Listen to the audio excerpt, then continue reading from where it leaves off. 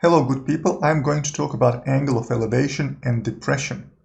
We use these terms, angle of elevation and angle of depression, to make it clear that the angle in question depends on a certain point of view. So what do I mean by that? Well, I'm going to examine these scenarios and hopefully clarify that. So let's look at this guy in red first. He's standing on a top of the ramp. From his point of view, we have an angle of depression. So if I extend the horizontal on which he is standing, then the angle of depression would be the angle between this horizontal and the ramp. So this thing here is the angle of depression. Alright, now let's look at the orange guy. From their point of view, if I extend the horizontal line on which they're standing, like so, we're going to talk about an angle of elevation. So this angle here, from the horizontal to the ramp, shaded in blue, this is the angle of elevation. So the angles of depression and the angles of elevation are always measured from a horizontal line. Let's look at this lighthouse. So now I'm looking at the blue person. And let's say we are considering the direct distance between them and the purple person. So this green line here.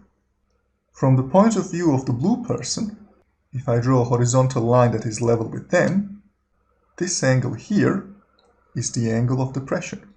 So the one shaded in pink or purple. So this is the angle of depression.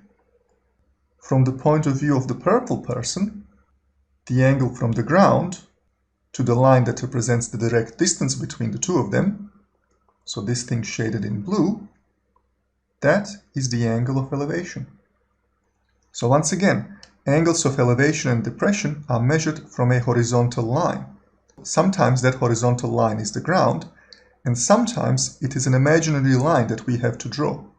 And that imaginary line is on the same level as the point of view. So in this particular case, the point of view was the blue person. Let's look at the last example. So here we have a dragon and a city that is about to be destroyed.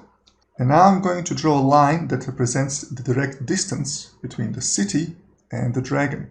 From the point of view of the luckless inhabitants of this city, this angle here, so the angle between the ground and the direct distance to the dragon, is the angle of elevation. Now, from the point of view of the dragon, and I'm going to draw a line that is level with the flight path of the dragon. There we go. So from the point of view of the dragon, this angle is the angle of depression. So keep in mind that angles of elevation and angles of depression depend on a point of view, and that we always measure them from a horizontal line. Sometimes that horizontal line is a solid surface, and sometimes it is an imaginary line that is on the same level as the point of view. That is all for now, and I will see you on the flip side.